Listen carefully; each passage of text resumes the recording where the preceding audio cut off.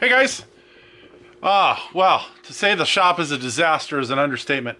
Working on the front of the car still, trying to get all of the loose ends taken care of. The oil cooler, the brake duct scoops that are going to feed the fresh air into the foot boxes, and getting the wires all kind of squared away where they need to go.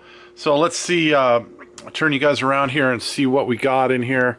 So in the front, we've of course got all of the wiring for the headlights and the turn signals all kind of wrapped up and tied up so that they're not going to get into the tires or anything. We've got the 3-inch tubing for the brake duct scoops, but that, I don't know if I pointed this out before, they go into these bilge fans that are going to feed fresh air into the foot boxes. So those are all squared away too. The oil cooler line, we made the transition. It's a little clearer on the other side because the fitting's a little bit more in view on that side. Got that connection made. This side I've got strapped down here. It looks like this will be okay where it is. If I see that it's going to be a problem, I'll get a strap on that later. But this side's pretty much wrapped up. The front of the car, the absolute front of the car, hasn't really changed. It's pretty much the way we left it before. I did have to remove these lines to get the brake duct scoops fastened in place.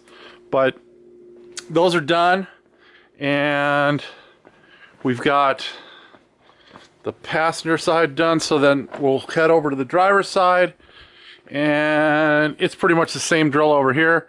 The headlights, those are all finished. Got those strapped out of the way as well.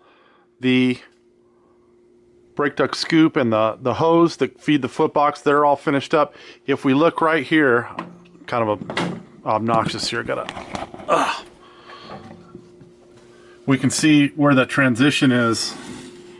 There's a 10 AN to a 6 AN adapter that takes us into the high pressure lines that we had made at the hose shop. These are all low pressure because they're on the return side of the power steering rack.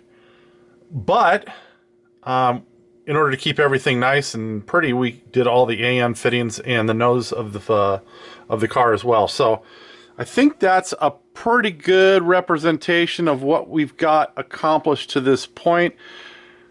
I don't think I had anything else since the last video that I've, really done. So, I mean, it's just little stuff here and there. So yeah, I think that's it. We will catch up with you guys on the next one. I don't know if this is going to be part of another video or not. If not, then thanks for watching. Really appreciate that. And we'll see you guys in the next one.